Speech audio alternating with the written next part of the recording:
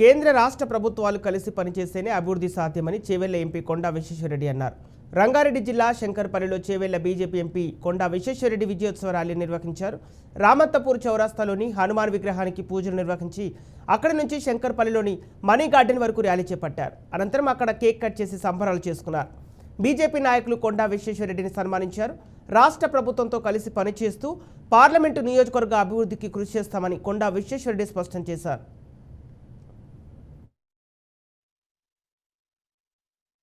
30 లక్షల ఓట్లున్న ప్రాంతంలో 5-10 వేలతోటి గెలుపు అది నిజమైన గెలుపు కాదు. కానీ నేను అనుకుంటున్నా ప్రజలందరూ నిర్ణయం తీసుకొని 1,73,000తోటి బీజేపీ ఎంపీని గెలిపించినందుకు నాకు చాలా సంతోషం.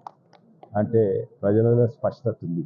దేశాన్ని, రాష్ట్రాన్ని, మన ప్రాంతాన్ని అభివృద్ధి కావాలంటే అక్కడ సెంటర్లో మోడీయే ఉండాలి. ఇక్కడ ప్రభుత్వము ఎన్నో ఇబ్బందులలో ఉంది. ఎందుకంటే పాత ప్రభుత్వం ఈ కొత్త ప్రభుత్వం అప్పుల పాలు చేసిపోయింది.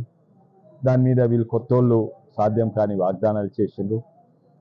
ఉన్న సమస్యలే కాక కొత్త సమస్యలు వాళ్ళని నెత్తి మీద పెట్టుకుండు.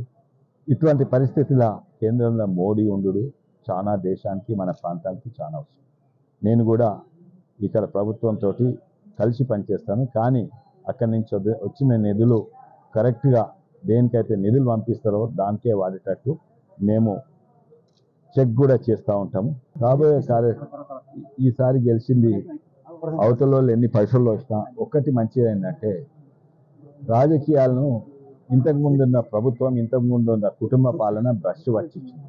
రాజకీయాలంటే భూ కబ్జాలతో వచ్చిన పైసలు క్వార్టర్ బాటిల్ పంచి పోలీసు వాళ్ళని వాడుకొని, ఫోన్ ట్యాపింగ్లు వాడుకొని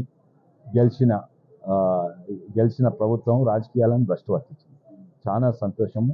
ఈసారి పైసల ప్రభావం, మన క్వార్టర్ బాటిల్ ప్రభావం తక్కువ అవుతున్నా వస్తున్నది.